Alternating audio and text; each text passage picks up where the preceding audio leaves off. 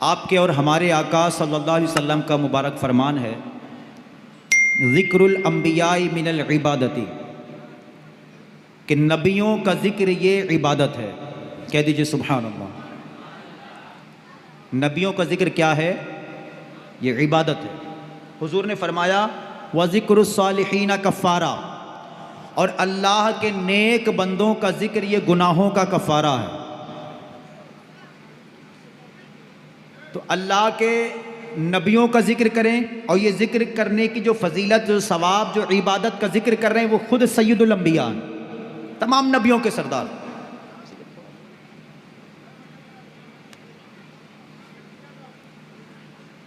تو یہ بہترین عبادت، یہ بات آپ کے نبی نے فرمائی کہ نبیوں کا ذکر عبادت ہے، اور یہ حضور خود فرما رہے ہیں۔ اور نیکوں کا ذکر یہ گناہوں کا کفارہ ہے، یعنی گناہوں کا بدل بن جاتا ہے۔ تو نبیوں کا ذکر کیا جائے تو یہ عبادت ہے۔ بلکہ ہمارے آقا علیہ السلام کے وہ صحابی کہ جن سے سب سے زیادہ حدیثیں مروی ہیں، سب سے زیادہ حدیث کا بیان کرنے والے ہیں، وہ کون ہیں؟ حضرت ابو ہریرہ رضی اللہ تعالیٰ عنہ۔ یہ بلی والے صحابی، یہ بلی پالے تھے، تو انہیں ابو ہریرہ حضور فرماتے ہیں، ان کو کنیت تھی، یعنی بلی والے، تو ان کا نام ہی یہ تھا، اسی سے مشہور ہیں۔ یہ فرماتے ہیں کہ شریعت کی ایک بات سننا 60 سال کی عبادت سے بہتر ہے۔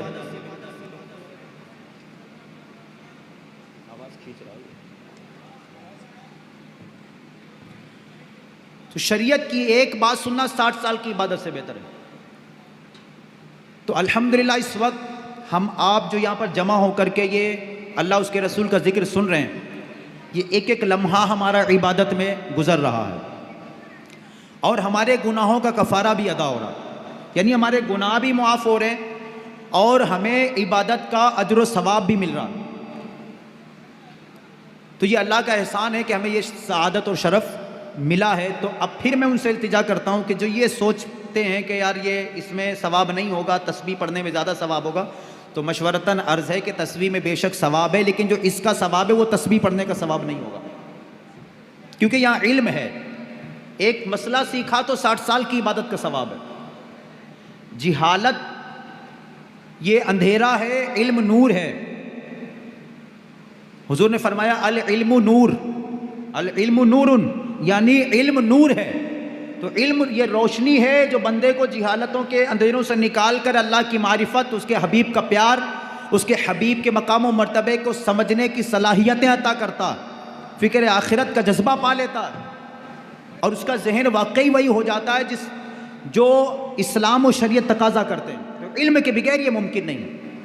تو اللہ ہمیں توفیق دے کہ ہم جو کھڑے ہیں اسلامی بھائی، وہ بھی بیٹھ کے اس اجتماع میں شرکت کی سعادت پالیں، اور جو اسلامی بھائی پرسنل عبادت میں مصروف ہیں وہ بھی اس میں شرکت کی سعادت پالیں۔ انشاءاللہ اس اجتماع میں ہم صلاۃ و تسبیح بھی ادا کریں گے جماعت کے ساتھ، وہ ذکر کریں گے جو ہمارے سلسلہ قادریہ میں، یعنی ہمارے غوث پاک کے سلسلے میں باقاعدہ ہمارے آقا غوث پاک اپنے مریدین کے ساتھ مل کے وہ ذکر کیا کرتے تھے۔ اس ذکر سے اپنے دل کی صفائی بھی کریں گے انشاءاللہ عز و جل۔ پیارے پیارے اور محترم اسلامی بھائیوں، آج کی مبارک رات شب برات، ہو سکتا ہے آپ نے اس سے پہلے بیان میں اس کی اہمیت سنی ہو، اس کی فضیلت سنی ہو، کہ اللہ تعالیٰ کی رحمتیں آج صدا لگاتی ہیں کہ ہے کوئی بخشش کا طلبگار کہ اسے بخش دیا جائے۔ تو یہ آج توبہ کی رات، بخشش مانگنے کی رات، نیکی کے راستے پہ چلنے کی دعا کرنے کی رات، اور اللہ عز و جل کی بارگاہ میں ایمان پر استقامت کی دعا کرنے کی رات ہے آج یہ مبارک رات۔ تو اللہ ہمیں اس رات کی قدر بھی نصیب فرمائے، اور بالکل ذہن بنا ہو کہ ہم پوری رات عبادت ہی میں گزارنی ہے انشاءاللہ ہمیں، اللہ توفیق دینے والا۔ پیارے پیارے آقا، مہکنے مہکانے والے مصطفیٰ، محبوب خدا، حبیب کبریا صلی اللہ علیہ وسلم کا فرمان معظم، جس کا مفہوم و خلاصہ ہے کہ جو شخص مجھ پر 10 مرتبہ صبح 10 مرتبہ شام درود پاک پڑھے تو اسے قیامت کے دن میری شفاعت پہنچ کر رہے گی۔ ایک مرتبہ جھوم کر اپنے انگوٹھوں کو چوم کر درود پاک پڑھے، اللہم صلی وسلم وبارک علی سیدنا و مولانا محمد النبی الامی الحبیب العالی القدر العظیم الجاہ وعلی آلہ وصحبہ وسلم صلاۃ و سلام علیک یا رسول اللہ صلی اللہ علیہ وسلم۔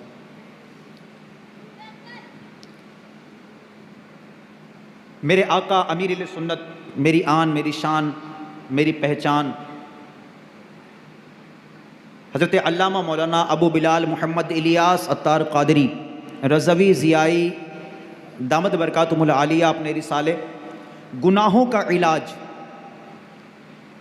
میں پہلے ایک حکایت ذکر کرتے ہیں، اور آپ نے وہ حکایت یوں ذکر فرمائی کہ ایک شخص، ایک نوجوان حضرت سیدنا ابراہیم بن ادھم رحمۃ اللہ تعالیٰ علیہ کی بارگاہ میں حاضر ہوا، اور حاضر ہو کر اس نے عرض کی کہ یا سیدی، میری زندگی گناہوں میں مسلسل گزرتی چلی جا رہی، روز بروز گناہوں میں اضافہ ہو رہا، دل گناہوں کی طرف ہی لگتا چلا جا رہا، اسی طرح کی زندگی اگر میں گزار گیا تو اللہ تعالیٰ کی ناراضگی کی صورت میں میری ہلاکت ہوگی اور میں پھنس جاؤں گا، میری آخرت برباد ہو جائے گی۔ لہٰذا آپ سے التجا کرتا ہوں، آپ کرم فرمائیں، مجھے گناہوں کا علاج عطا فرمائیں تاکہ میں گناہوں سے بچ جاؤں، میری آخرت برباد نہ ہو۔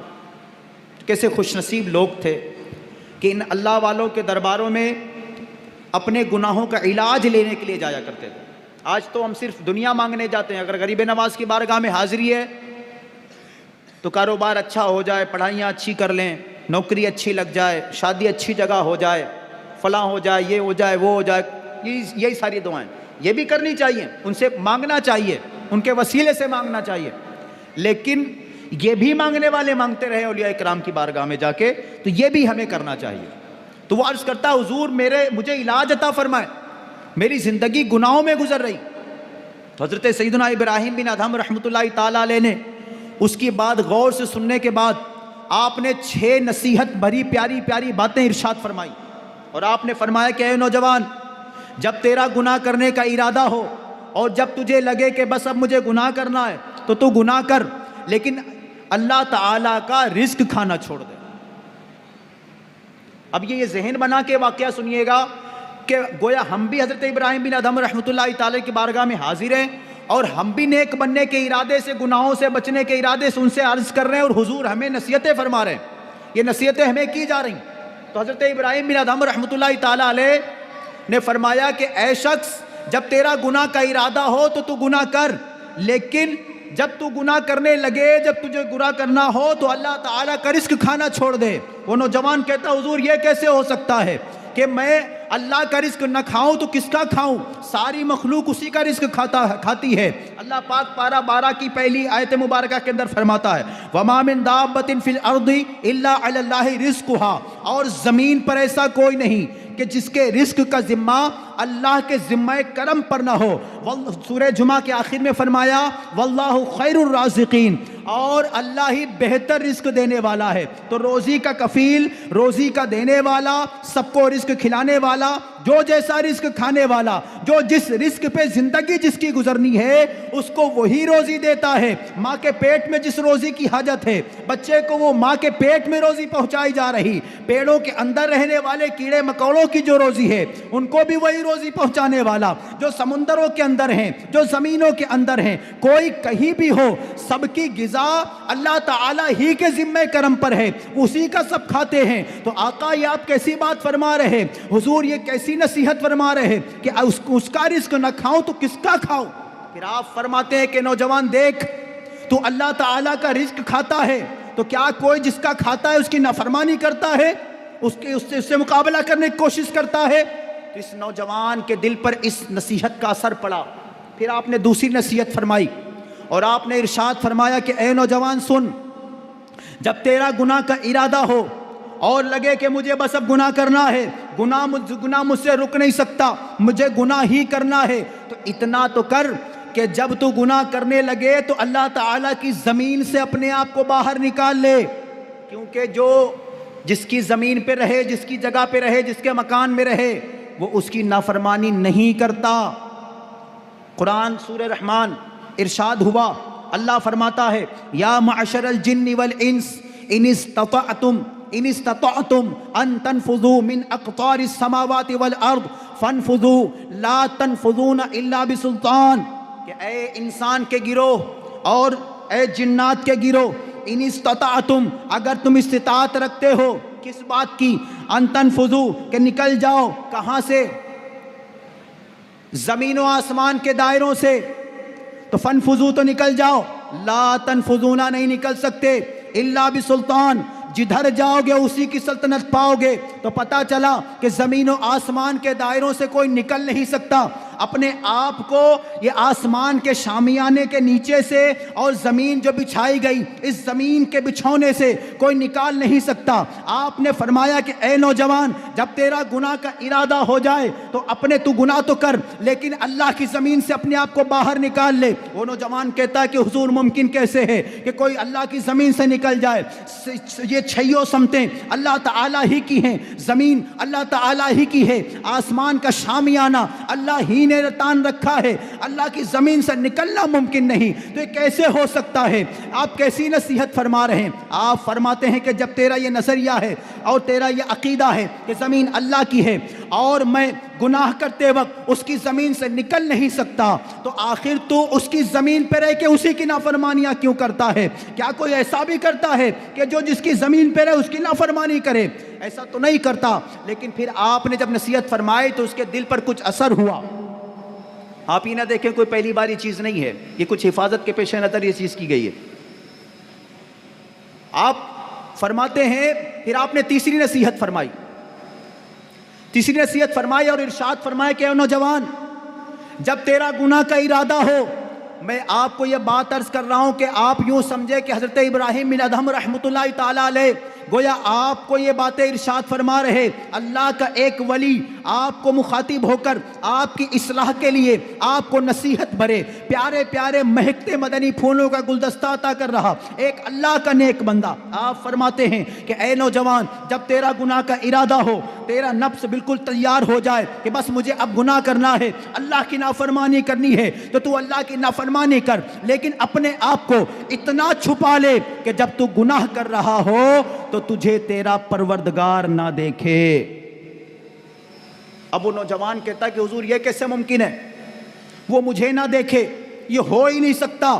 کوئی لاکھ پردوں کے اندر چھپ کر گناہ کرے، پردے کر کے گناہ کرے، سارے زمانے سے چھپ کر گناہ کرے، لیکن اللہ تعالیٰ تو سارے احوال کو جاننے والا، دیکھنے والا، وہ تو دلوں کے معاملات سے باخبر ہے، وہ تو علیم بذات الصدور ہے، وہ تو سنتا بھی ہے، دیکھتا بھی ہے، اونگنے سے بھی پاک ہے، سونے سے بھی پاک ہے، غفلت سے بھی پاک ہے، یہ سارے معاملات سے تو وہ پاک ہے. وہ تو ہمہ وقت ملاحظہ فرما رہا، وہ ہمیں دیکھ رہا ہے. یہ کیسے ہو سکتا ہے؟ تو آپ نے ارشاد فرمایا کہ اے نوجوان دیکھ، جب تو گناہ کر رہا ہوتا ہے تو تیرا پروردگار، تیرا خالق، تیرا مالک، جہنم کا مالک، جنت عطا کرنے والا، نافرمانوں کو، غیر نافرمانوں کو اور اس کا انکار کرنے والے، آخرت کا انکار کرنے والے، اللہ کا انکار کرنے والے، اس طرح کے لوگوں کے لیے جو جہنم تیار جس نے کی ہے، وہ نافرمانوں کے لیے جس نے جہنم تیار کی ہے، جب تو گناہ کر رہا ہوتا ہے تو وہ تجھے دیکھ رہا ہوتا ہے. کیسی شرم کی بات ہے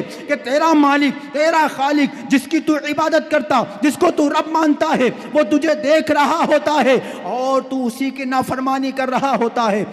جب آپ نے یہ بات ارشاد فرمائی اس نوجوان کے دل پر جھٹکا لگا کہ ہائے میں کیا کر رہا ہوتا ہوں. آپ نے پھر چوتھی نصیحت فرمائی اور ارشاد فرمایا کہ اے نوجوان، تو خوب گناہ کرتا رہے، لیکن جب تیرے ان گناہوں بھری زندگی گزارنے کے آخری لمحات آ جائیں اور حضرت سیدنا اسرائیل ملک الموت علیہ السلام تیری روح قبض کرنے کے لیے تیرے پاس تشریف لائیں تو ان سے کہنا کہ ذرا مجھے مہلت تو دے دیجئے تاکہ میں توبہ کی سعادت پالوں، میں اپنے گناہوں سے توبہ کرنا چاہتا ہوں. وہ نوجوان کہتا ہے کہ حضور وہ تو کسی کو توبہ کی مہلت نہیں دے سکتے، چاہے مومن ہو غیر مومن ہو، کوئی نیک ہو بدکار ہو، جو جس کنڈیشن پر بھی ہوگا، جس حال پر ہوگا، جب موت کا وقت آئے گا، موت کا وقت فکس ہے. اللہ سورہ مریم میں فرماتا ہے انما نعد لهم عدا، ہم تمہاری سانسوں کی گنتی پوری فرماتے ہیں. اللہ فرماتا ہے کل نفس ذائقۃ الموت، اللہ ہر جان نے موت کا مزہ چکھنا ہے، ہر ایک کو موت آنی ہے۔ سورہ منافقون کے اندر فرمایا جب کسی کے موت کا وقت قریب آ جاتا ہے پھر اللہ کسی کو مہلت نہیں دیتا، ایک لمحے کے لیے کسی بھی جان کو مہلت نہ دی جائے گی، جو جس حال پر ہے اس کو اسی حال پر موت آنی ہے۔ حضرت سیدنا ابراہیم بن ادہم رحمۃ اللہ تعالی علیہ فرماتے کہ اے نوجوان، جب تیرے پاس اسرائیل علیہ السلام تشریف لائیں تو ان سے کہنا مجھے توبہ کی مہلت دیں۔ وہ نوجوان کہتا حضور مجھے کوئی مہلت نہیں ملنے والی۔ تو آپ فرماتے ہیں کہ تیرا نظریہ بھی یہ ہے کہ حضرت اسرائیل علیہ السلام تجھے توبہ کی مہلت نہیں دے سکتے، وہ کسی کو توبہ کی مہلت نہیں دیتے، اور اچانک موت آ جاتی ہے، روح قبض کر لی جاتی ہے۔ ایسا نہ ہو کہ تو توبہ کی توفیق نہ پا سکے، ایسا نہ ہو کہ تو گناہوں پہ مر جائے، لہذا توبہ کی سعادت ابھی سے پا کر رب کو راضی کرنے مشغول ہو جا تاکہ اللہ تجھ سے راضی ہو جائے۔ چوتھی نصیحت فرمائی، مزید اس کا دل کھلا اور اس پر اثر پڑا۔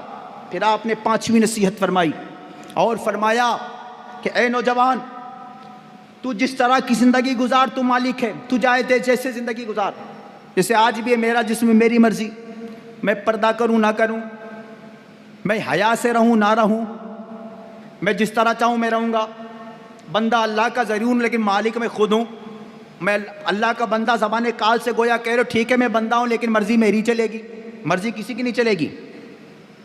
آج آپ مرضی چلا لیجئے لیکن موت جب آئے گی تو مرضی پھر کسی کی نہیں چلنے والی۔ اختیار دیا گیا، اس کا غلط فائدہ مت اٹھایا جائے۔ اے اللہ سے ڈرنے والو، شب برات کے اجتماع میں گناہوں سے توبہ کی نیت لے کر آنے والو غور کرو۔ حضرت ابراہیم بن ادہم فرماتے ہیں کہ تو زندگی کے سارے گناہوں کے ریکارڈ توڑ ڈال، لیکن جب تیری گناہوں بھری زندگی گزر جائے اور تم مر جائے، قبر میں چلا جائے، قبر میں اتار دیا جائے،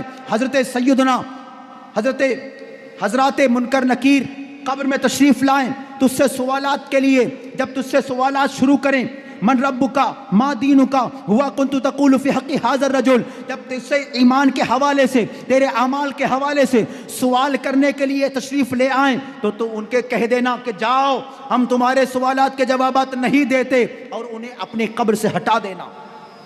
وہ نوجوان کہتا حضور کیسی بات فرما رہے، کیا ہوا ہے آپ کو؟ میری اوقات کہ میں حضرت منکر نکیر کو اپنی قبر سے ہٹا دوں اور وہ ہٹ جائیں، ان کے سوالات کے جوابات نہ دیے جائیں؟ وہاں تو مومن ہو غیر مومن، ہر ایک نے سوال ہونے ہیں، نیکو پرہیزگار یا بدکار، ہر ایک نے ایمان کا امتحان دینا ہے، وہ تو سوالات ضرور کریں گے۔ قبر کے سوالات تو حق ہیں، حضور فرماتے عذاب القبر حق، کہ قبر کا عذاب حق ہے۔ منکر نکیر کے بارے میں بخاری شریف کے اندر کتاب الجنائز کے اندر حدیث پاک موجود، حضور علیہ الصلوۃ والسلام نے تو یہاں تک فرما دیا کہ جب بندے کو قبر میں رکھا جاتا ہے اور اس کے دفنانے والے، اس کے رشتہ دار، دوست و احباب واپس جانے لگتے ہیں تو مردہ بیٹھ کر ان کے جوتوں کی آوازیں سن رہا ہوتا ہے۔ یہ سننے کی صلاحیت ہے کہ زمین کے اندر رہنے والا مردہ قبر کے زمین کے اوپر رہنے والوں کے جوتوں کی آوازیں سنتا ہے۔ آپ کو یہ بات سمجھ نہیں آتی، آپ کے دماغ کے اندر یہ بات نہیں جاتی کہ احساس کرنے کی طاقت بڑھ جاتی ہے، محسوس کرنے کی طاقت بڑھ جاتی ہے، عقل کے معاملات بڑھا دیے جاتے ہیں۔ یہ عذاب و ثواب کا جو سلسلہ ہونا ہے، یہ نہ سوچے کہ جسم مردہ ہو گیا، بظاہر مردہ ہو گیا لیکن روح لوٹائی جائے گی۔ اب جیسے ہی جاتے ہیں روح لوٹتی ہے، جانے والوں کی جوتوں کی آوازیں سنی جا رہی۔ آپ وہ مردے کی حسرت پر توجہ کیجئے۔ اب منکر نکیر کی آمد ہوگی، کون ہٹائے گا انہیں اپنی قبر سے؟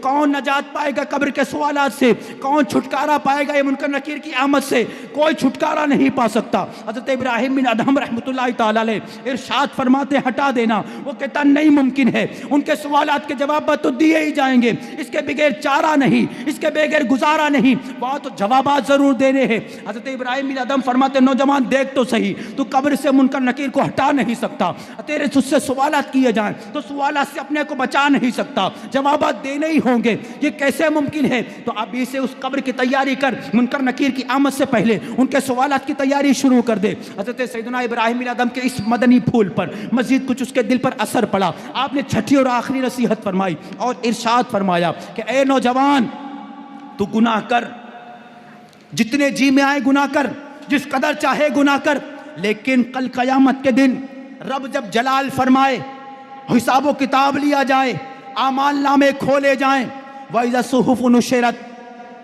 سورہ تکویر میں فرمایا کہ اور جب اعمال نامے کھولے جائیں، تو جب اعمال نامے کھولے جائیں گے سارا معاملہ تیرے سامنے ہوگا. وَمَن يَعْمَلْ مِثْقَالَ ذَرَّةٍ خَيْرًا يَرَى وَمَن يَعْمَلْ مِثْقَالَ ذَرَّةٍ شَرًّا يَرَى. جو ذرہ برابر بھلائی کرے گا، نیکی کرے گا، وہ بھی سامنے ہوگا. جو ذرہ برابر برائی کرے گا، بدی کرے گا، وہ بھی اس کے سامنے ہوگا. یہ سب کچھ تو سامنے کیا جائے گا. حضور علیہ الصلوۃ والسلام نے ارشاد فرمایا فَيَوْمَئِذٍ تُحَدِّثُ أَخْبَارَهَا. زمین قیامت کے دن اپنے خزانے کھول دے گی، خبریں بیان کر دے گی.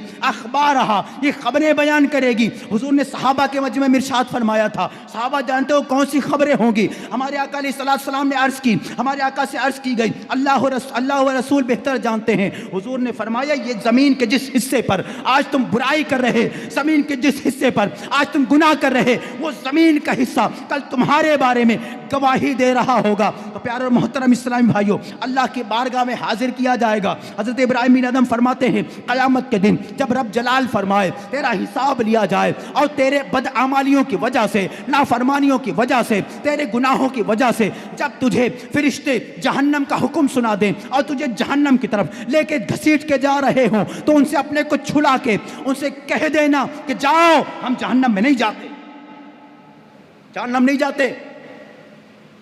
حضرت ابراہیم بن ادم رحمۃ اللہ تعالیٰ جب یہ بات ارشاد فرمائی، نوجوان سر پکڑ کے بیٹھ گیا، کہنے لگا حضور میری اوقات، میری مجال کہ قیامت کے دن جب رب جلال فرمائے، جب انبیاء علیہم السلام اذهبوا الی غیر نفسی نفسی کی صدائیں بلند کر رہے ہو، اعمال نامے کھولے جائیں، جب کسی کو مجال نہ ہو کہ اللہ کی بارگاہ میں سفارش کرنے پہنچے، جب سب بے پردہ ہوں، سارے معاملات ہوں، تو میں فرشتوں سے یہ کہہ دوں کہ جب میرے بارے میں حکم ہو جائے ان معصوم فرشتوں سے جو رب کی نافرمانی نہیں کرتے، وہ فرشتے کیسے ممکن ہے؟ تو آپ فرماتے ہو نوجوان توجہ کر، غور کر، تو اللہ تعالیٰ سے اپنے کو چھپا نہیں سکتا، اس کی روزی کھائے بغیر گزارا کر نہیں سکتا، اس کی زمین سے باہر نکل نہیں سکتا، توبہ کی مہلت پا نہیں سکتا، قبر میں منکر نکیر کو ہٹا نہیں سکتا، اور قیامت میں جہنم کا حکم ہو جائے تو جہنم سے بچا نہیں سکتا. تو ابھی سے توبہ کر، رب کی عبادتیں کر، اس کو راضی کر، جھک جا اس کی بارگاہ میں، معافی مانگ لے رب سے، اس کی بارگاہ میں توبہ کر، اکڑنا چھوڑ دے، تکبر کرنا چھوڑ دے، گناہ کرنا چھوڑ دے. وہ تواب ہے، وہ توبہ قبول کرے گا، وہ معاف کر دے گا. سچی توبہ کر لے اور تیری توبہ بھی قبول فرما لے گا. جب یہ باتیں آپ نے ارشاد فرمائی، اس نوجوان کے دل پر گہرا اثر پڑا. اسی وقت آپ کی زبان مبارک سے نکلے الفاظ تاثیر کے تیر کی طرح پیوست ہو گئے، دل کی دنیا بدل گئی، توبہ کی سعادت پائی اور اپنی زندگی اللہ تعالیٰ اور اس کے رسول صلی اللہ علیہ وسلم کی رضا کے کاموں میں گزارنے مصروف ہوا. اللہ عز و جل کی حضرت سیدنا ابراہیم بن ادہم رحمۃ اللہ تعالیٰ علیہ کی رحمت ہو اور ان کے صدقے ہماری بے حساب مغفرت ہو. پیارے اور محترم اسلامی بھائیو، یہ 6 نصیحت بری باتوں سے ہم سبق لیں. ہم بھی اللہ تعالیٰ کی زمین پہ رہتے ہیں، ہم زمین سے نکل نہیں سکتے، کوئی کچھ بھی کرے اس زمین پر. یہ زمین کے حصے قیامت کے دن گواہیاں دیں گے، خبریں بیان کرے گی. یہ زمین کے حصے حدیث کے مضمون کے مطابق ایک زمین کا حصہ دوسرے زمین کے حصے سے کہتا ہے کیا کوئی تجھ پر آج اللہ کا ذکر کرنے والا گزرا؟ تو جب وہ ہاں کہے تو اپنے اوپر فخر کہتا ہے اور کہتا کہ ہمارے اوپر تو کوئی نہیں گزرا، ہمارے اوپر تو فلاں بدکار گزرا، اس نے ہم پر گناہ کیا، ہم پر رب کی نافرمانی کی، اور یہ گواہی دے قیامت کے دن. تو آج جس طرح سے بھی ہم جو چاہے کریں، اللہ کی زمین پر ہیں، یاد رکھیں اللہ کی زمین سے نکل نہیں سکتے، اپنے آپ کو اس زمین سے نکال نہیں سکتے. اے گناہ کرنے والوں غور کرو، اللہ تعالیٰ کی نافرمانیاں کرنے والوں غور کرو، اللہ کی زمین پہ رہتے ہو، کس بات کا انتظار کر چلے؟ ہم نمازوں سے کب تک دور رہیں گے؟ قبرستان جا کے آئے آج ہم، ان قبروں کی ڈھیروں کو نہ دیکھا، قبروں کی ڈھیریوں کو نہ دیکھا، ان قبروں کی خاموشی سے دھوکہ مت کھائیے۔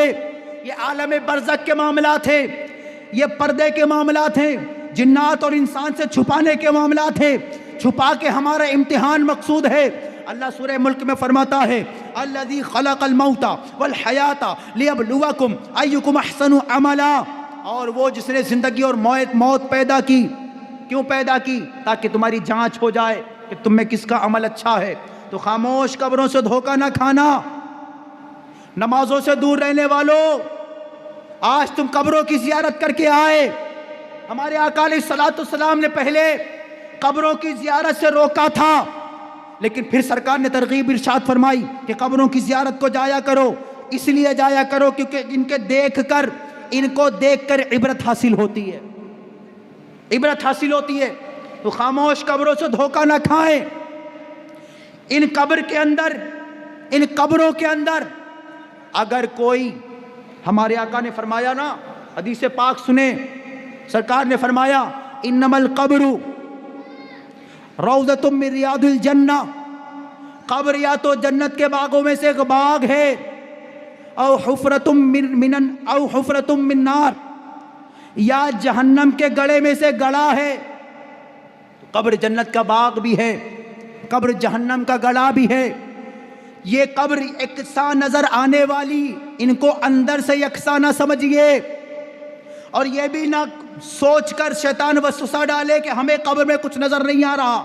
میں پہلے عرض کر چکا کہ یہ عالم برزخ کے معاملات، اسی قبر کے اندر اگر کوئی ایمان والا، نمازوں کی پابندی کرنے والا تھا، رمضان کے روزے رکھنے والا تھا، اسی قبر کے اندر اگر کوئی ماں باپ سے محبت کرنے والا، ان کو محبت کی نظر سے دیکھنے والا، ان کی خدمت و اطاعت کرنے والا تھا، اسی قبر کے اندر اگر اپنی راتوں کی حفاظت کرنے والا تھا، اسی قبر کے اندر اگر نظروں کی حفاظت کرنے والا تھا، اسی قبر کے اندر قرآن کی تلاوت سے محبت کرنے والا تھا، اسی قبر کے اندر حج فرض تھا اور حج کی سعادت پانے والا تھا، اسی قبر کے اندر عمرہ کرنے والے، اسی قبر کے اندر قرآن کی تلاوتیں کرنے والے، درود پاک کی کثرت کرنے والے، گالی گلوچ سے بچانے والے، اس قبر کے اندر غیبت و چغلی سے بچانے والے، اس قبر کے اندر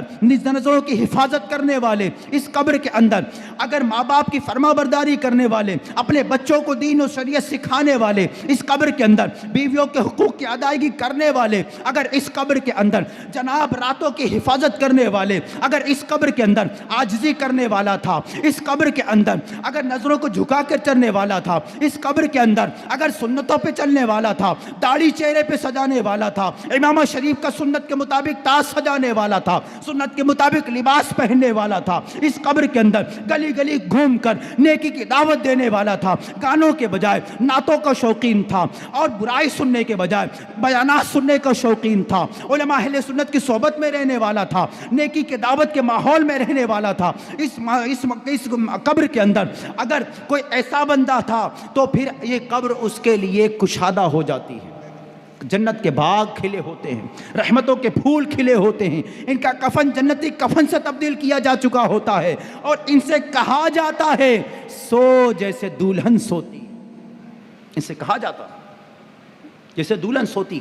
اور اگر اس قبر کے اندر بے نمازی تھا، شرابی تھا، بیئر بار پر جا کر چھپ چھپ کے بیئر پینے والا تھا، بدکاریاں کرنے والا تھا، آوارہ لڑکیوں کے پیچھے گھومنے والا تھا، ان سے نین مٹکا کرنے والا تھا، یا بے پردگی کرنے والی تھی، یا بے حیائی کے کام کرنے والا تھا، گالیاں بکنے والا، غیبتیں کرنے والا، مسلمانوں میں فسادات برپا کرنے والا، مسلمانوں کی مخبریاں کرنے والا تھا، مسلمانوں کو برا چرچا کرنے والا تھا، یا برا چاہنے والا تھا، یا معاذ اللہ صحابہ کا بے ادب تھا، بالخصوص امیر معاویہ رضی اللہ تعالیٰ تعالی عنہ کی شان میں گستاخی کرنے والا تھا، یا سیدنا صدیق اکبر کا بے ادب تھا، یا فاروق اعظم کو معاذ اللہ ان کی شان میں بے ادبیاں کرنے والا تھا، اہل بیت رضی اللہ تعالی عنہم سے اگر بغض رکھنے والا تھا، صحابہ کا بغض رکھنے والا تھا، اولیاء کی گستاخی کرنے والا تھا، یا انبیاء کرام علیہم السلام کی شان میں بے ادبی کرنے والا، یا ان کی صحبتوں میں بیٹھنے والا، یا ان کو اچھا سمجھنے والا تھا، یا معاذ اللہ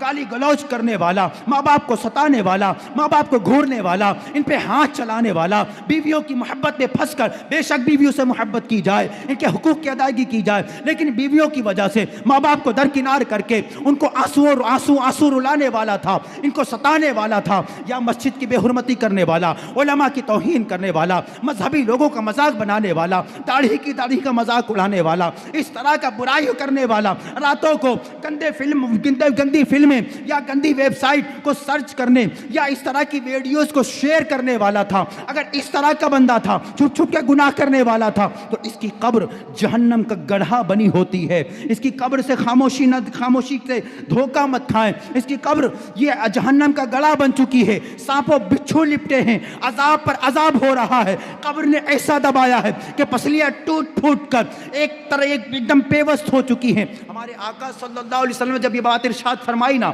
صحابہ کرام کے سامنے، کہ سرکار علیہ الصلوۃ والسلام نے ارشاد فرمایا کہ جب قبر میں بندہ جاتا ہے نا، جو گناہگار نافرمان غیر جاتا ہے قبر کے اندر، تو پسلیاں قبر اسے دباتی ہے کہ پسلیاں ٹوٹ پھوٹ کر ایک دوسرے میں پیوست ہو جاتی ہیں، یہ چٹاخ کی آوازیں آ رہی ہوتی ہیں۔ تو صحابہ اکرام اپنے چہرے پر پلو ڈال کر، چادریں ڈال کر اشک باری کرتے ہوئے چیخو پکار مچانے لگے کہ کیسے ہوگا، جبکہ آج ہم قبروں کے اندر قبرستان جاتے ہیں، جنازوں میں جاتے ہیں، قبروں کو دیکھتے ہیں، قبر کی بے حالی کو دیکھتے ہیں، اس کے باوجود فون پر باتیں، وہاں دنیا کی باتیں، ہنسی مذاق۔ ارے بھائی کہاں چل پڑے؟ آج عبرت کے ہر مقام کو تم نے پسے پشت ڈال دیا ہے، آج قبر کو دیکھ کر، اٹھتے جنازوں کو دیکھ کر بھی تمہیں عبرت حاصل نہیں ہوتی۔ یہ قبر میں تو تمہیں بھی جانا ہے، قبر تو سب کا ٹھکانہ ہے۔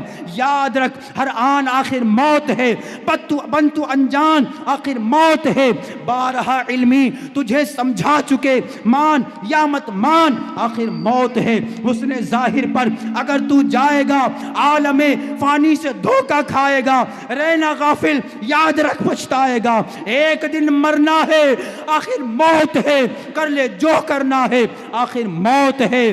پیارے محترم اسلامی بھائیوں، آپ نے فرمایا تھا حضرت ابراہیم بن ادم رحمۃ اللہ تعالی علیہ نے کہ اپنے آپ کو اتنا چھپا لے کہ تجھے تیرا رب نہ دیکھ سکے گناہ کرتے، کہاں چھپ کے جا سکتے ہیں؟ اس سے کون چھپ سکتا ہے؟ وہ بصیر ہے، وہ دیکھتا ہے، وہ علیم ہے، وہ جانتا ہے، وہ خبیر ہے، حالات سے باخبر ہے، چھپنا ممکن نہیں، اس سے بچنا ممکن نہیں۔ اعمال نامے لکھے جا رہے، یہ کیسے ممکن ہے کہ کوئی اللہ تعالیٰ سے چھپ کر گناہ کر لے؟ ہو نہیں سکتا، آخر ہم چھپا نہیں سکتے۔ قرآن فرماتا ہے سورہ علق کے اندر ارشاد ہوا الم یعلم بان اللہ یرا، کہ کیا نہ جانا کہ اللہ دیکھ رہا ہے۔ آج چھپ چھپ کے گناہ کیے جا رہے، خوب چھپ چھپ کے گناہ کرو۔ آج بظاہر نیک نظر آ رہے، ٹھیک ہمیں لوگ اچھا سمجھتے ہیں، ہمارے محلے کے لوگ ہمیں شریف جانتے ہیں، ہمارے استاد صاحب ہمیں شریف جانتے ہیں، ہمارے دوست یار ہماری تعریفیں کرتے ہیں، لیکن اے تعریفیں سننے والوں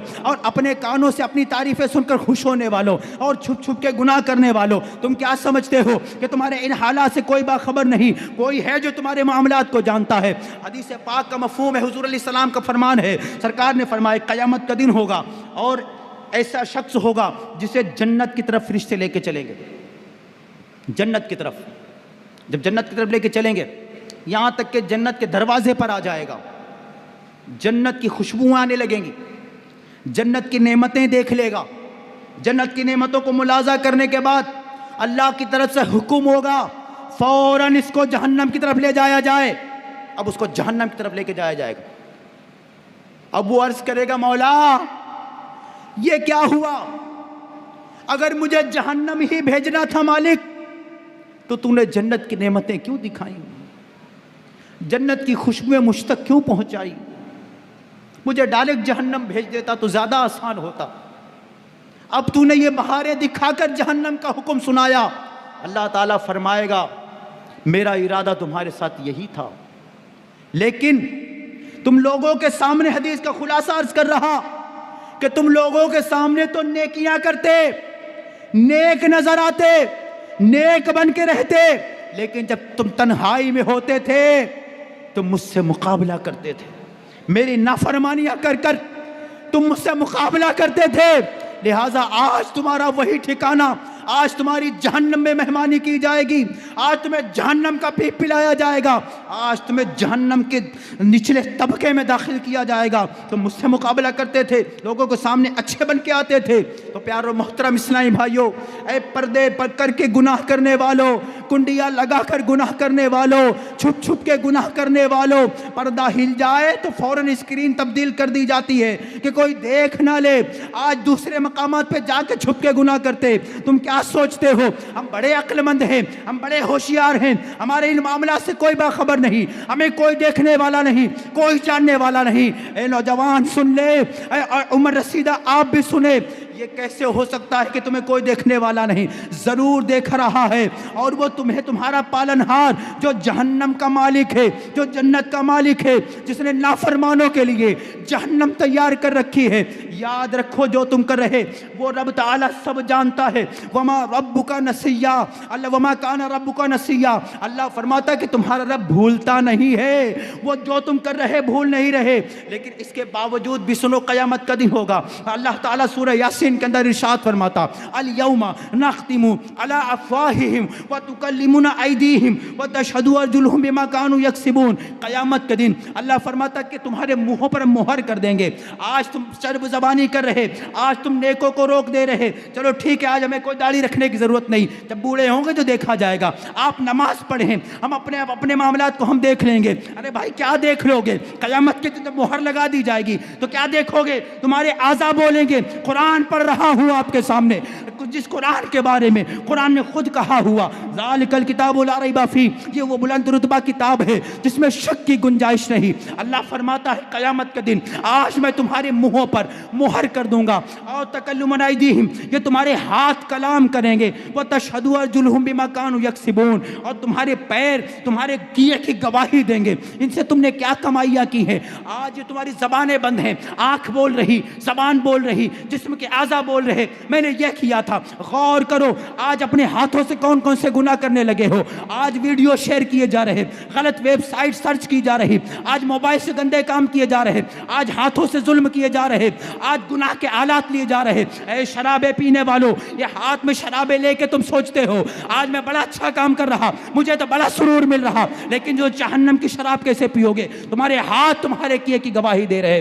اور آج یہ ہاتھوں کے اندر یہ تاش کے پتے لینے والوں، یہ شطرنج کے کھیل کھیلنے والوں، سٹے بازیاں کرنے والوں، چوریاں کرنے والوں، موبائل چرانے والوں، طرح طرح کے گناہ کرنے والوں، اس عورت پر ہاتھ رکھنے والوں جس کا ہاتھ رکھنا تمہارا اس پر حلال نہ ہو، اس عورتوں کی طرف جانے والوں، یہ ہاتھ تمہارے کیے کی گواہی دیں گے۔ آج شراب کے اڈوں کی طرف، آج فلموں کی طرف، آج گانوں کی طرف، برائیوں کی طرف یہ تمہارے قدم جا رہے۔ اللہ کی قسم کھا کے کہتا ہوں، یہ قرآن بیان کر رہا ہے کہ تمہارے یہ پیر تمہارے کیے کی گواہی دیں گے۔ آج یہ تمہارے قدم آج تمہارے ساتھ ضرور ہے، لیکن قیامت کے دن تمہارے خلاف ہو جائیں گے، اور زمین خبریں بیان کر دے گی۔ جب زمین کے جس حصے پر آج ہم برائی کر رہے، زمین کے جس حصے پر ہم گناہ کر رہے، وہ زمین کے حصے ہمارے خلاف گواہیاں دیں گے۔ غور کرو پیارے اور محترم اسلامی بھائیوں، کہاں جا کے چھپیں گے؟ کس سے بچیں گے؟ آج یہ منکر نکیر، یہ آج ہمارے کرامن کاتبین ہمارے سارے اعمال لکھ رہے، ہمارے اعضاء بھی گواہی دے رہے ہوں گے۔ لہٰذا اپنے آپ کو گناہوں سے بچانا ضروری ہے، اپنے آپ کو برائیوں سے بچانا ضروری ہے۔ آپ اور ہم اگر ذہن نہیں بناتے تو یاد رکھیں پچھتانے کے سوا کچھ ہاتھ آنے والا نہیں، پچھتانے کے سوا کچھ بھی ہاتھ آنے والا نہیں۔ قرآن میں کہیں پر بھی ہم اپنے آپ کو ایک ذہن بنا ہوا ہے ہمارا، ہم سال میں میلاد منا لیتے ہیں، سوچتے ہیں ہم تو جنتی ہو گئے۔ میلاد کی اپنی فضیلت ہے، ہم سنیوں کی غذائے میلاد منانا بالکل منائیں گے، بزرگان دین کے آراس میں شرکت کی سعادت پا لیتے ہیں۔ ہم سوچتے ہیں کہ بس ہمارا زندگی کا مقصد یہی ہے۔ بھائی بے شک یہ ایک فضیلت ہے، جانا چاہیے، لیکن شریعت و سنت پر عمل یہ اصل ہے۔ میلاد منانا مستحب ہے، مزارات پر حاضری یہ بھی ثواب کا کام ہے۔ شریعت کو چھوڑ کر، فرائض کو چھوڑ کر، واجبات کو ترک کر کے، رب کی نافرمانیاں کر کے، گناہوں بری زندگی گزار کے آپ سوچتے ہیں کہ میں یاد رکھے یہ نہ سوچیں کہ کچھ بھی ہو جائے. یہ الگ بات ہے کہ اس امت پر اجتماعی عذاب نہیں آتا. اس امت پر اجتماعی عذاب حضور کا صدقہ اس امت پر اجتماعی عذاب نہیں. ورنہ پہلے جب برائیاں کی جاتی تو برائیاں کرنے والوں کو, گناہ کرنے والوں کو کسی کو سور کی شکل میں بدلا گیا. قرآن پڑھیں, قرآن بندروں کی شکل میں بدلا گیا. پوری بستیاں الٹ دی گئیں, زمینیں پھٹ گئیں, پتھروں کی بارشیں کر دی گئیں, شکلیں مسخ کر دی گئیں, بدل دی گئیں شکلیں. قرآن پڑھیں آپ, نافرمانوں کا عذاب بیان کیا گیا. اور وہ کون سا گناہ ہے, یہ بتائیں وہ کون سا گناہ ہے جن کے بارے میں قرآن میں یہ عذابات کا ذکر ہوا ان قوموں کا, اور آج وہ ہم نہیں کر رہے, بتائیں آپ وہ کون سا گناہ ہے. یہ قرآن کے اندر یہ واقعات کیوں آئے, یہ بیانات کیوں کیے گئے؟ تاکہ اس امت کے لوگ عبرت حاصل کریں کہ پہلے والوں نے یہ کیا, ان کے ساتھ یہ ہوا. تو کیا ہم انتظار کر رہے کہ جب کہیں کسی ملک کے یا کسی شہر کے لوگ جب سور کی شکل میں بدل جائیں گے زنا کرنے کی وجہ سے, شرابیں پینے کی وجہ سے, تب ہم اس سے توبہ کی سعادت پائیں گے, تب ہم ڈریں گے؟ یا جب کہیں پر زمین پھٹے گی تب ہماری آنکھیں کھلیں گی؟ یا جب کہیں پر پتھروں کی بارش ہو جائے, یا ایک بارگی لاکھوں کروڑوں لوگ انتقال کر جائیں اور آگ کی بارش ہو جائے, جب اس طرح کے معاملات ہوں, یا صبح کو جب لوگ اٹھے تو کتے کی شکل میں اٹھے, تب ہمارے ساتھ, تب ہماری آنکھیں کھلنے والی ہیں, تب ہم جاگیں گے. کیا یہ سوچ رہے؟ کیا ہم اللہ کو مجبور سمجھتے؟ کیا وہ کسی کا محتاج ہے؟ یا کچھ بھی ہو ہمیں عذاب نہیں آ سکتا؟ کیا یہ سوچ بن گئی؟ اللہ فرماتا ہے وَيُعَذِّبُ لِمَن يَشَاءُ يَغْفِرُ لِمَن يَشَاءُ. اللہ فرماتا ہے يَغْفِرُ لِمَن يَشَاءُ کہ وہ بخش دیتا ہے جسے چاہے. وَيُعَذِّبُ لِمَن يَشَاءُ اور عذاب دیتا ہے جسے چاہے. وہ قادر مطلق ہے, وہ کسی معاملے میں کسی کا محتاج نہیں. یہ نہ سوچیں کہ آج جو بھی ہے جیسا بھی ہمارے ساتھ کچھ ہونے والا نہیں. ارے کیا زلزلے نہیں آتے؟ کیا سونامی نہیں آتا؟ کس بات کا انتظار؟ کیا آپ کو نہیں پتا کہ اچانک موت آ جائے گی؟ ایک ایک پھل بھی گرتے ہیں, جب آندھی آتی تو اچانک بہت سے بھی گر جاتے. نہیں دیکھتے؟ آپ کو سمجھ نہیں آتی, ہمیں سمجھ نہیں آتی. شوگر شوٹ کرتے دیر نہیں لگتی, ہارٹ فیل ہوتے دیر نہیں لگتی, دماغ فیل ہو جاتے ہیں, کرنٹ لگ جاتے ہیں, ایکسیڈنٹ ہو جاتے ہیں, اچانک موت آ جاتی ہے, اچانک بندے چلے جاتے ہیں, نوجوان مر جاتا ہے. ہاں آپ کو سامنا نہیں ہوتا؟ کوئی اپنے بچے کے عقیقے کے لیے جانور لیے چلا رہا ہے, کوئی اپنے بچے کا جنازہ لیے چلا رہا ہے, دادا بیٹا پوتا مر گیا ہے, یہ سمجھ نہیں آتی. اچانک موتیں آ جاتی ہیں. کس بات کا انتظار ہے؟ ہمیں توبہ کرنا ہوگا, اللہ سے ڈرنا ہوگا. اور آج توبہ کی رات ہے, آج کی رات اعمال نامے تبدیل ہوتے ہیں, مرنے والوں کے نام لکھے جاتے ہیں. کس کو کتنی زندگی ملی ہے, کب مرے گا. غوث پاک فرماتے ہیں کہ لوگوں کے کفن دھل کے تیار ہوتے ہیں اور لوگ بازاروں میں گھوم رہے ہوتے ہیں, لوگوں کی قبریں خود کے تیار ہوتی ہیں اور لوگ عیش و عشرت میں مست ہوتے ہیں. یہ غوث پاک فرما رہے ہیں. کیسے ممکن ہے کہ موت سے ہم بچ سکیں؟ موت آئے گی, ضرور آئے گی. کون توبہ کرے گا, کون کیا کرے گا, کس حال پر مرے گا, کس کو خبر ہے؟ پیارو محترم اسلامی بھائیو, اس لیے ہمیں توبہ کی طرف آنی ہو. اور یاد رکھیں, پھر دوبارہ میں عرض کرتا ہوں, مرنا نیکوں کو بھی ہے, بد کو بھی ہے. لیکن قرآن نے, ہمارے آقا نے بے نمازیوں کی فضیلت نہیں بیان کی, بدکاروں شراب خوروں کی فضیلت نہیں بیان کی. اگر کسی کی شان و عظمت بیان کی, قرآن نے جگہ جگہ اگر کسی کی فضیلت و شان بیان کی اور اجر عظیم یعنی بڑے ثواب کا وعدہ کیا قرآن نے, تو کس کے لیے کیا؟ سورہ فتح کے آخر میں جا کے فرمایا وعد اللہ الذین آمنوا وعملوا الصالحات منہم مغفرۃ واجرا عظیما. کون وہ لوگ جو ایمان لائے اور اچھے کام کیے، اللہ تعالیٰ انہیں بڑے ثواب کی خوشخبری سناتا. کس کے لیے؟ بولیں آپ، کس کے لیے؟ نیکوں کے لیے. نیکوں کی پہچان قرآن نے بیان کی. نیک کون ہوتے ہیں؟ میں آپ کو بتاتا ہوں. قرآن پاک پڑھیں، اللہ پاک ارشاد فرماتا ہے ان المسلمین والمسلمات. نیک کون؟ وہ جو اسلام لائے، وہ اسلام لانے والے مرد، اسلام لانے والی عورتیں، والمؤمنین والمؤمنات، اور مومن مرد اور مومنہ عورتیں. آخر میں چل کے سب کی شان بیان ہو رہی ہے. قرآن باقاعدہ ان کا ذکر کر رہا، نیکوں کا. ایمان والے مرد، ایمان والی عورتیں. اور فرمایا والصادقین والصادقات، اور سچے مرد اور سچی عورتیں. والقانتین والقانتات، فرما بردار مرد اور فرما بردار عورتیں. اور فرمائے والصابرین والصابرات، صبر کرنے والے مرد اور صبر کرنے والی عورتیں. والخاشعین والخاشعات، اور عاجزی کرنے والے مرد اور عاجزی کرنے والی عورتیں. ان کی شان قرآن بیان کر رہی ہے. عاجزی کرنے والے مرد اور عاجزی کرنے والے. والمتصدقین والمتصدقات، اور اللہ کی فرما برداری و اطاعت کرنے والے مرد اور عورتیں. اور فرمایا والصائمین والصائمات، اور روزہ رکھنے والے مرد اور روزہ رکھنے والی عورتیں. اور فرمایا والحافظین فروجہم والحافظات، اور اپنی شرمگاہوں کی حفاظت کرنے والے مرد اور شرمگاہوں کی حفاظت کرنے والی عورتیں. اور والذاکرین اللہ کثیرا والذاکرات، اور اللہ کو کثرت سے بہت زیادہ یاد کرنے والے مرد اور کثرت کے ساتھ یاد کرنے والی عورتیں. پھر قرآن نے ان کا کہا یہ کون لوگ ہیں؟ اللہ نے ان کو کیا صلہ دیا؟ اللہ ان کو کیا صلہ دینے والا ہے؟ اعد اللہ لہم مغفرۃ واجرا عظیما.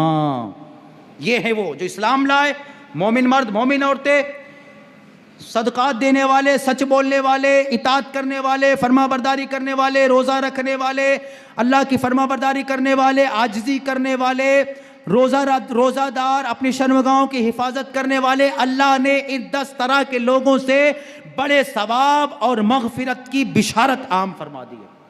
یہ ہیں وہ لوگ. سورہ نساء نمبر 69 اللہ فرماتا ہے وَمَن يُطِعِ اللَّهَ وَرَسُولَهُ فَأُولَٰئِكَ مَعَ الَّذِينَ أَنْعَمَ اللَّهُ عَلَيْهِم مِّنَ النَّبِيِّينَ وَالصِّدِّيقِينَ وَالشُّهَدَاءِ وَالصَّالِحِينَ وَحَسُنَ أُولَٰئِكَ رَفِيقًا. فرمایا جو اطاعت کرے اللہ اس کے رسول کی، جو اللہ اس کے رسول کی فرما برداری کرنے والے، تو ان کو اب صلہ بیان ہو رہا ہے. انہیں کیا صلہ ملے گا؟ ہر آدمی کہیں کچھ پیسہ لگانا چاہتا ہے، کچھ انویسٹ کرنا چاہتا ہے. کہاں کریں؟ وہاں کریں جہاں نفع ملے. کیا صلہ ہوگا؟ کیا نتیجہ ملے گا؟ سنو صلہ، آخرت کا صلہ، ہمیشہ کام آنے والا صلہ، جہاں ہمیشہ رہنا وہاں کا صلہ. وَمَن يُطِعِ اللَّهَ وَرَسُولَهُ، جو اطاعت کرے اللہ اس کے رسول کی، تو اللہ تعالیٰ ان لوگوں کو ان کا ساتھ عطا کرے گا جن پر اللہ نے انعام کیا ہے. وہ انعام والے بندے کون؟ من النبیین والصدیقین والشہداء والصالحین. وہ انبیاء ہیں، وہ صدیقین ہیں، وہ اللہ کی راہ میں شہید ہونے والے، اور وہ اللہ کے نیک بندے اولیاء ہیں. ان کا ساتھ جنت میں ملے گا. یہ جنت میں تو رہیں گے لیکن ان کے ساتھ رہنے کا شرف ملے گا. اور قرآن نے کہا وَحَسُنَ أُولَٰئِكَ رَفِيقًا، یہ تمہارے کتنے اچھے ساتھی ہیں. تو کیا ہم توبہ کی طرف نہیں آئیں گے؟ نہیں آئیں گے؟ نمازوں کی طرف نہیں آنا؟ آئیں گے انشاءاللہ. کتنے بھی گناہ ہو نا ہمارے، کتنے بھی گناہ ہو، اللہ کی رحمت بہت بڑی ہے. بندہ سچے دل سے جھکے تو ذرا آئے تو صحیح. حضرت سیدنا موسیٰ علیہ السلام کے دور میں قحط پڑا، سوکھا، شدت کا سوکھا پڑ گیا. اپنی قوم کو لوگوں نے کہا حضور دعا کرے بارش ہو، جانور مر رہے، حالات خراب ہو چکے. حضرت سیدنا موسیٰ علیہ السلام قوم کے اصرار پر جنگلوں کی طرف نکل پڑے اللہ کی بارگاہ میں دعا کرنے کے لیے. جا کے اللہ سے دعا کرنے لگے، گڑ گڑا کے دعا کر رہے موسیٰ علیہ السلام. قوم آمین کہہ رہی، اے اللہ بارشیں برسا دے، اے اللہ بارشیں برسا دے، ہمارے مویشی مر رہے، بچوں پہ رحم فرما دے، بوڑھوں پہ رحم فرما دے، اے اللہ کرم فرما دے، اپنے بندوں پہ کرم۔ دعائیں ہو رہی ہیں، موسیٰ علیہ السلام دعا کر رہے رو رو کر اللہ کی بارگاہ میں۔ اللہ کی طرف سے وحی آیا، اے موسیٰ تمہارے مجمع میں تمہاری قوم کا ایک ایسا بندہ موجود ہے اس وقت جو 40 سال سے میری نافرمانی کر رہا ہے، 40 سال سے مجھ سے مقابلہ کر رہا ہے، میری مخالفت کر رہا ہے، 40 سال ہو گئے، بارش کا ایک قطرہ نہیں برسنے والا جب تک اس مجمع کے اندر وہ بیٹھا ہے۔ اب جب موسیٰ علیہ السلام نے یہ سنا تو اعلان کیا، کون ہے وہ جو 40 سال سے رب کی نافرمانی کر رہا ہے؟ 40 سال سے رب کی نافرمانی کرنے والا کون ہے؟ اس کی وجہ سے بارش نہیں ہو رہی، ساری قوم پریشان ہے، اٹھ کے چلا جائے یہاں سے تاکہ بارش برس جائے، اللہ ہماری دعا قبول کر لے، اس کی وجہ سے دعا قبول نہیں ہو رہی۔ ایک بار اعلان کیا، کوئی نہیں اٹھا، لوگ ایک دوسرے کو دیکھ رہے ہیں، دیکھو کون اٹھتا ہے۔ دوسری بار اعلان ہوا، پھر کوئی نہیں اٹھا کہ کوئی جاتا کیوں نہیں۔ پھر آپ نے تیسری بار کہا کہ کون ہے وہ، اٹھ کے چلا جائے، اس کی وجہ سے بارش نہیں ہو رہی، اللہ تعالیٰ دعا قبول نہیں کر رہا۔ غور تو کرو، اب وہ شخص جو 40 سال سے گناہ کرنے والا، رب کی نافرمانیاں کرنے والا، دل ہی دل کے اندر اللہ سے گڑ گڑانے لگتا ہے، اے اللہ تو نے 40 سال ہو گئے مجھے، میں گناہ کر رہا ہوں، نافرمانیاں کر رہا ہوں، تو نے میرا پردہ رکھا ہے پروردگار، تجھے تیری شان ستاری کا واسطہ، تجھے تیری صفت ستاری کا واسطہ پروردگار، 40 سال سے تو نے میرے عیبوں کو چھپایا اور آج میری قوم کے سامنے مجھے رسوا نہ کر، پروردگار مجھے رسوا نہ کر، میں تیری بارگاہ میں مالک سچی توبہ کرتا ہوں، آج کے بعد میں تیری نافرمانی نہیں کروں گا، پروردگار مجھے معاف کر دے، مجھے رسوا ہونے سے بچا لے۔ جب اس بندے نے دلی دل کے اندر اپنے پروردگار سے، اس خالق و مالک سے سچی توبہ کی، اللہ پاک نے فوراً بارش برسائی، فوراً بارش برسائی۔ موسیٰ علیہ السلام نے اللہ سے عرض کی، اے اللہ کوئی ابھی قوم سے میری اٹھ کے گیا ہے بھی نہیں اور تو نے بارشیں برسا دی ہیں، تو نے تو عرض فرمایا تھا مولا کہ کوئی نافرمان موجود ہے جس کی وجہ سے بارش نہیں ہوگی۔ اللہ نے ارشاد فرمایا، موسیٰ اب اسی کی دعا کی وجہ سے ہی بارش ہو رہی ہے، اسی کی دعا کی وجہ سے بارش ہو رہی۔ تو اے اللہ مجھے اس بندے کی زیارت کرا دے، میں دیکھنا چاہتا ہوں کہ کون ہے وہ جس بندے کی دعا کی وجہ سے میری قوم پر بارش ہو رہی۔ اللہ تعالیٰ نے ارشاد فرمایا، اے موسیٰ جب 40 سال سے وہ میری نافرمانیاں کر رہا تھا تب تو میں نے اس کے عیبوں کو نہیں کھولا ہے، جب آج وہ مجھ سے دوستی کر چکا، مجھ سے صلح کر چکا ہے تو میں کیسے اس کے عیبوں کو ظاہر کر دوں، کیسے اس کو رسوا کر لوں، میرا دوست بن چکا ہے۔ غور کرو پیارے محترم اسرائیل، ہم گناہ کرتے ہیں، ہم نافرمانیاں کرتے ہیں، ہم آنکھوں سے گناہ کرتے ہیں، لیکن پروردگار کا کتنا کرم و احسان ہے، کتنا کرم ہے کہ ہماری آنکھیں ہمارے پاس ہیں، آنکھوں کا نور ہم سے نہیں گیا، زبان سے کیا کچھ نہیں کرتے پھر بھی ہم گونگے نہیں ہوتے، ہاتھ پیر ہمارے سلامت ہیں، محفوظ ہیں، ہمارے پاؤں محفوظ ہیں، پیٹ میں جو جا رہا ہے کیسا جا رہا ہے سب جانتے ہیں، کیا کر رہے ہیں، ہمارے جسم کہاں تک کہاں جا رہے ہیں، ہم کہاں اپنے جسموں کو لے کے جا رہے ہیں، پیروں کو کہاں لے کے جا رہے ہیں، لیکن سب کچھ محفوظ۔ یہ اس کی کرم نوازی ہے، اس کی عطا ہے۔ اللہ فرماتا ہے، قُلْ يَا عِبَادِيَ الَّذِينَ أَسْرَفُوا عَلَىٰ أَنفُسِهِمْ لَا تَقْنَطُوا مِن رَحْمَةِ اللَّهِ إِنَّ اللَّهَ يَغْفِرُ الذُّنُوبَ جَمِيعًا إِنَّهُ هُوَ الْغَفُورُ الرَّحِيمُ۔ سورہ زمر میں فرمایا، قُلْ يَا عِبَادِيَ الَّذِينَ أَسْرَفُوا عَلَىٰ أَنفُسِهِمْ، اے میرے محبوب آپ کہو اپنے بندوں سے، آپ کہو ان بندوں سے کہ وہ لوگ جنہوں نے اپنی جانوں پر زیادتی کی اللہ کی رحمت سے مایوس نہ ہو، لا تقنطوا من رحمت اللہ، اللہ کی رحمت سے مایوس نہ ہو، بے شک وہ تمام گناہ بخش دیتا ہے، بے شک وہی ہے بخشنے والا مہربان۔ اللہ نے عام اعلان کر دیا، ہے کوئی توبہ کرنے والا آج اس کی رحمت صدا لگا رہی ہے، کوئی گناہوں سے بچنے والا سچے دل سے توبہ کر لے کہ اس کی توبہ قبول کر لی جائے، ہے کوئی نیکی کا راستہ اختیار کرنے والا اور اس کی اللہ سے دعا مانگ لے میں اس کی دعا قبول کر لوں تاکہ وہ نیکی کے راستے پر آ جائے، اسے نیکیوں کی توفیق مل جائے، ہے کوئی؟ اللہ فرما رہا تو آج آ جائیں، اللہ کی بارگاہ میں جھک جائیں. آگے اللہ فرماتا ہے وَأَنِيبُوا إِلَىٰ رَبِّكُمْ وَأَسْلِمُوا لَهُ مِن قَبْلِ أَن يَأْتِيَكُمُ الْعَذَابُ ثُمَّ لَا تُنصَرُونَ.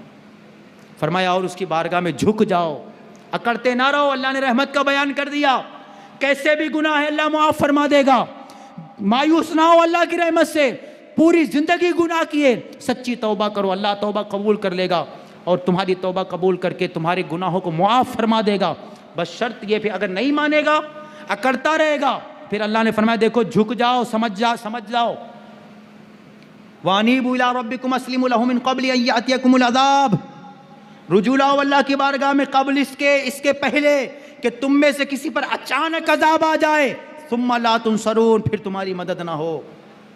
اچانک عذاب آ جائے گا, پکڑ ہو جائے گی. اِنَّ بَطْشَ لِرَبِّكَ شَدِيدٌ, تمہارے رب کی پکڑ سخت ہے, شدید ہے, اس کی پکڑ سے کوئی بچ نہیں سکتا. چارہ توبہ ہے, جھکنا ہی پڑے گا, توبہ کرنی ہی پڑے گی, اپنے آپ کو بچانا ہی پڑے گا. ورنہ یاد رکھو یہ دنیا کسی کے ساتھ نہیں رہی ہے, نہ رہے گی. امیر اہل سنت کہتے ہیں نا کہ بے وفا دنیا پہ مت کر اعتبار, بے وفا دنیا پہ مت کر اعتبار, تو اچانک موت کا ہوگا شکار. پیارو اور محترم اسلام, اگر ہم توبہ کی سعادت پالیں, نمازوں سنتوں پہ عمل کا جذبہ بیدار کر لیں. ٹھیک ہے گناہ آسان ہے, لیکن پھر بھی نفس ماریں.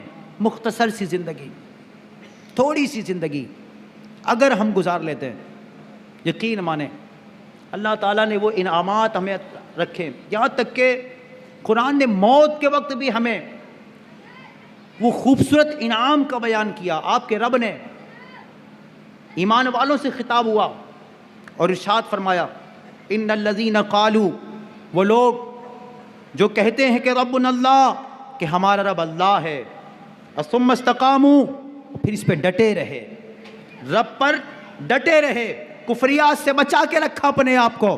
اللہ فرماتا ہے ڈٹے رہے تو کیا صلہ ملے گا ان کو موت کے وقت. اے نیکیوں کے راستے پہ چلنے والوں, نفس مارنے والوں, اپنے آپ کو تقوی پرہیزگاری کے مطابق زندگی بسر کرنے والوں, تقوی پہ زندگی کاٹنے والوں, نمازیوں, دینداروں, سنتوں پہ چلنے والوں, غور کرو, اللہ کے راہ میں خرچ کرنے والوں. اللہ فرماتا ہے تتنزل علیہم الملائکہ, تمہاری موت کے وقت اللہ تعالیٰ فرماتا ہے کہ فرشتے نازل کریں گے. فرشتے آئیں گے, کیا کریں گے وہ فرشتے جب نازل اتریں کیا کریں گے؟ اللہ تخافو, کہیں گے خوف نہ کر. مرتے وقت فرشتے کلام کر رہے ہیں, اس سے اللہ نے فرشتوں کو بھیجا اپنے نیکوکار بندوں کے پاس ان کی موت کو آسان کرنے کے لیے. فرمایا اللہ تخافو, خوف نہ کرو, ولا تحزنوا, کوئی غم بھی نہ کرو, وابشروا, اور خوشخبری لو. کس کی خوشخبری لو؟ بالجنت التی, اس جنت کی, کنتم توعدون, جس کا تم سے وعدہ کیا جاتا تھا.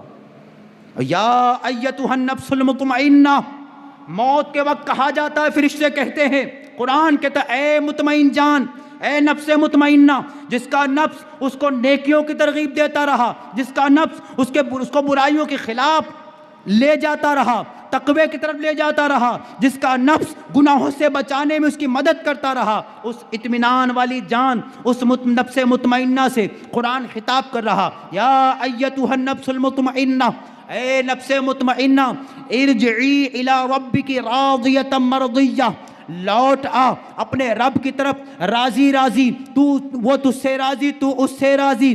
فادخلی فی عبادی وادخلی جنتی, فادخلی فی عبادی, داخل ہو جا میرے بندوں میں. کون سے بندے؟ وہ انبیاء ہیں, وہ صدیقین ہیں, وہ شہداء ہیں, وہ صالحین, وہ اللہ کے اولیاء ہیں. میرے نیکوکار بندوں میں داخل ہو جا. فادخلی فی عبادی وادخلی جنتی, اور میرے جنت میں بھی داخل ہو جا. یہ نمازیوں کے لیے, داڑھی رکھنے والوں کے لیے, مدنی قافلوں میں سفر کرنے والوں کے لیے، سنت اعتکاف کرنے والوں کے لیے، اپنے مال کی زکوٰۃ دینے والوں کے لیے، نیکی کی دعوت دینے والوں کے لیے، سنتوں کے مطابق لباس پہننے والوں کے لیے، نیکوکاری کی زندگی گزارنے والوں کے لیے۔ آج یہ گلی گلی نیکی کی دعوت دینے والے، قرآن پڑھانے والے، مسجدوں میں امامت کرنے والے، یہ اذانیں دینے والے، آپ کیا سمجھتے ہیں ان کو صلہ اللہ بیان فرما رہا کہ ان کو وہ موت کے وقت بشارتیں دی جا رہی ہوں گی، خوشخبریاں سنائی جا رہی ہوں گی؟ بلکہ قرآن پاک نے تو ان کے شان بیان کی۔ اللہ ارشاد فرماتا ہے قیامت کے دن بے شک ہولناکیوں کا دن ہے، بے شک 50,000 سالہ دن ہے، لیکن قرآن نے کہا ان المتقین فی مقام امین، کہ یہ متقین کہاں ہوں گے، یہ پرہیزگار کہاں ہوں گے؟ فرمایا یہ امن کی جگہ ہوں گے۔ کہ قرآن ارشاد فرماتا ہے ان اللہ یحب المتقین، بے شک اللہ متقیوں کو محبوب رکھتا ہے۔ فرمایا واللہ ولی المتقین، اللہ فرماتا ہے بے شک اللہ متقیوں کا دوست ہے۔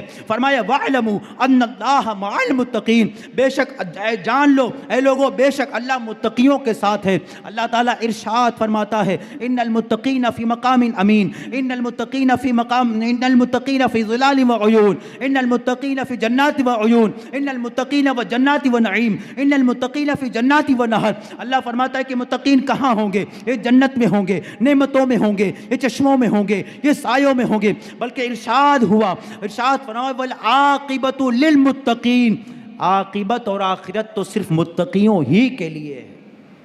عاقبت کس کے لیے؟ متقی بڑے فائدے میں، دین پہ چلنے والے بڑے فائدے میں۔ دنیا یوں آئی کب چلی گئی۔ آپ چاہے جتنا عالی شان مکان بنا لیں، کوئی دوسرا آپ سے اچھا بنا لے گا۔